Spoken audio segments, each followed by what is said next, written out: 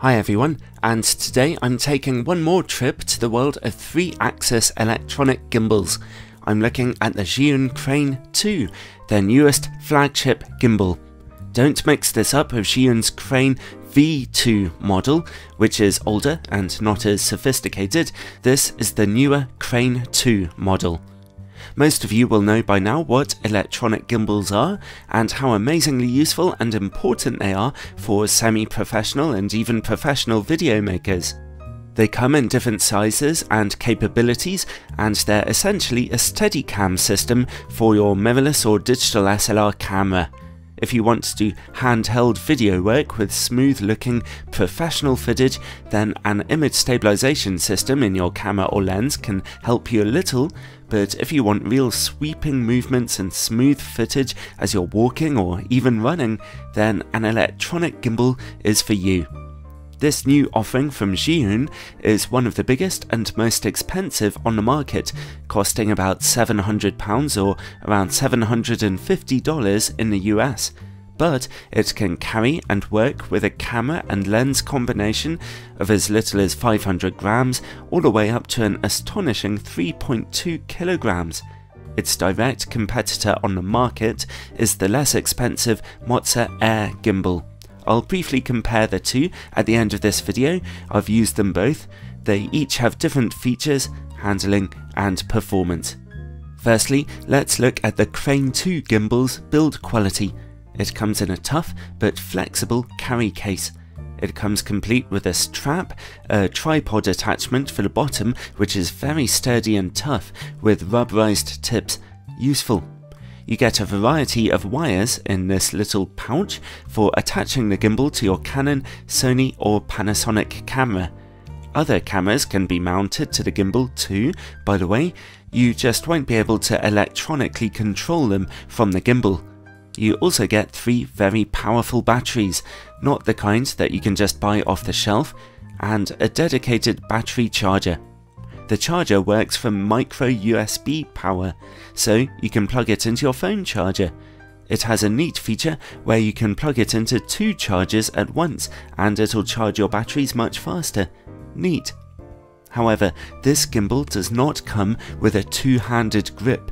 You have to buy that separately, and considering this gimbal's weight, you might want to think about that.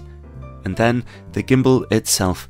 This thing is big and heavy, weighing 1¼ kilograms, nearly 3 pounds. That's heavy. Use it with a larger camera and your arms will get tired after a while. It's precisely machined out of aluminium. Its fit and finish is excellent. It feels solid and well made. You attach the camera to it using a plate that's compatible with Manfrotto tripod heads. That's super handy for me, as I happen to have a Manfrotto tripod, so I can change the camera over to my tripod in an instant if I want to. You balance it like normal for an electronic gimbal in the 4 different places. Now there are loads of instruction videos out there on YouTube if you'd like to learn how. It's really quite easy and just takes a couple of minutes. Something I didn't like was that the adjustment points were sometimes really stiff. Getting the balance just right is not exactly a pleasurable experience with the Crane 2 gimbal, but neither is it too difficult.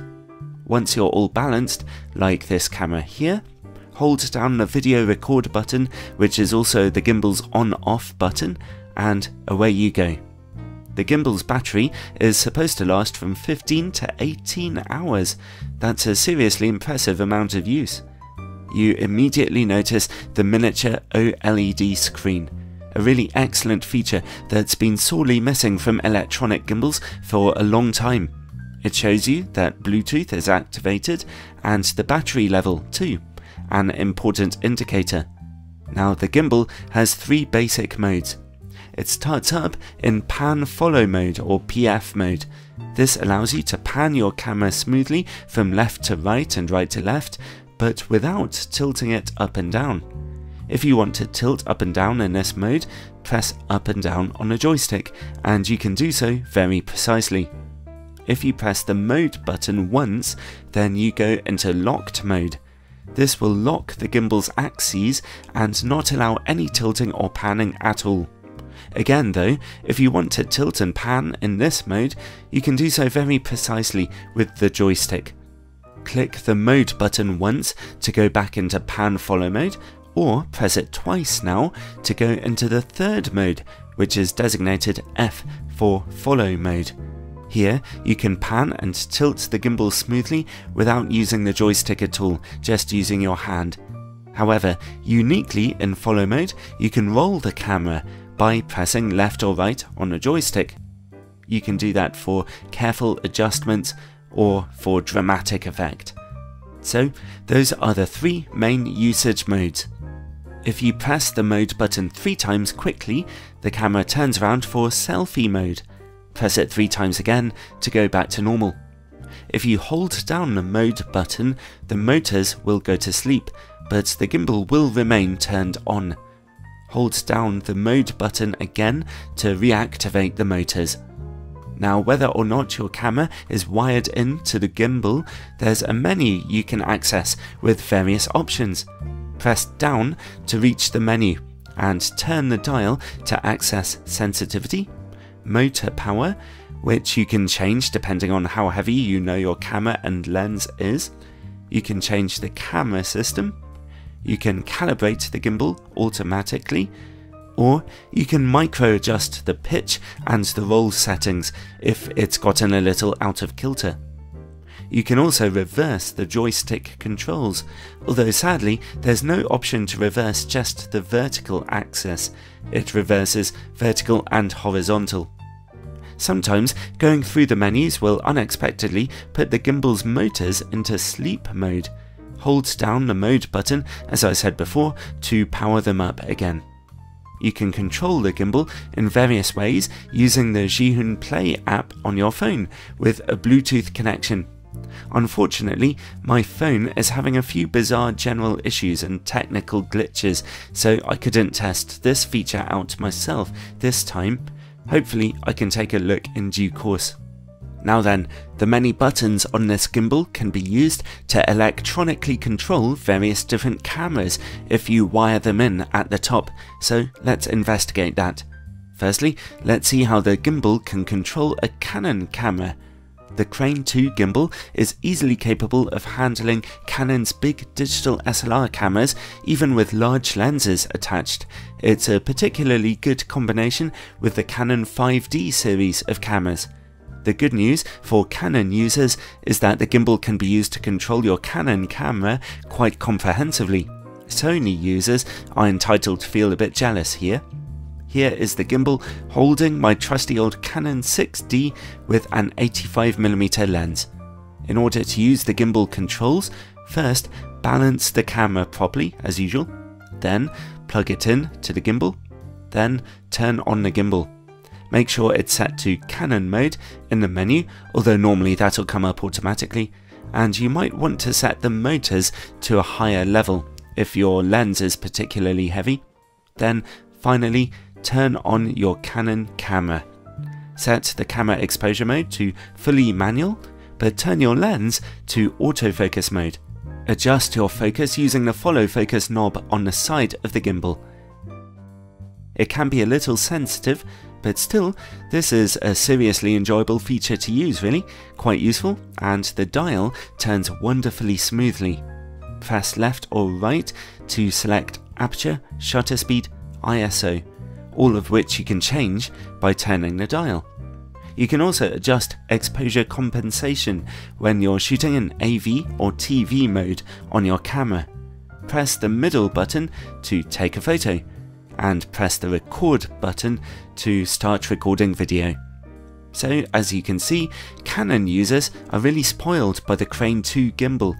It's just a pity Canon cameras are so weak on video quality at the moment. Next, let's see how well it controls on a Sony camera. Your feature set is a lot more limited now. You set up the Sony camera just like I showed you with the Canon camera. You set it up first, get it all nice and balanced, and turn the camera on last. The gimbal's center button still takes a picture. Tap the video record button on the gimbal to, well, you guessed it, start and stop recording video. If you're using a camera lens with a power zoom option on it, like this little 16 to 50mm kit lens, then if you press left or right on a gimbal's control dial, then you can zoom in and out. At one speed though, lightning fast, so you can forget about getting slow cinematic zooming shots here.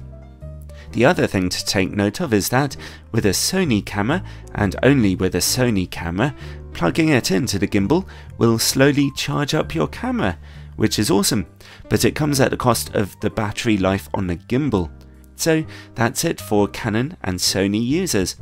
If you're using a Panasonic camera, the gimbal allows you to take a picture and start and stop recording, but I believe that's about it. So, the most important question: how smooth is your footage with this gimbal?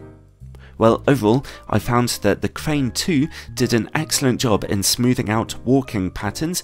So long as you walk carefully, it produces fantastically smooth footage, actually. You want to resist the temptation to whip it round or tilt it up and down. The best footage you'll get is when you pan nice and slowly and carefully. The only thing I wished it could do a little better is to begin its panning movement a bit more gently when you turn left and right. Sometimes it jerks into action a little bit. Overall, I'd say that this is actually the smoothest working gimbal I've tested so far. It gives brilliantly fluid results. Well, before I end this review, I want to compare it a little with one of its main competitors, the Mozza Air gimbal. Right off the bat, the Mozza Air costs a lot less and comes with a two-handed grip as part of the package. With the Crane 2, you have to buy that separately. The Crane 2 is bigger and heavier than the appropriately named Mozza Air, which means it'll wear you out a lot sooner in use. But the Crane 2's build quality is much nicer, I think. The Crane 2 also has lots more controllability, particularly with a Canon camera, and its batteries last a lot longer too. The Mozza Air gimbal has an extra mode where you can do rolling movements by hand. The Crane 2 can also do this, but only if you press the joystick left or right while shooting in follow mode. For me though, I found that a more expensive Crane 2 gimbal produced slightly smoother looking footage, particularly while walking and moving. Its joystick control is a lot more precise too, so I found the Crane 2 to provide a much more fluid shooting experience. I do much prefer using the Crane 2 gimbal. It feels much more refined and solid than the Mozza Air, and I love its little screen, its controllability and its smoothness. But the Mozza Air gimbal is certainly still a good piece of kit in its own right too, as well as being far less expensive. So if you need the best, then go for the Crane 2. Otherwise, you can comfortably save your money and go for the Mozza Air.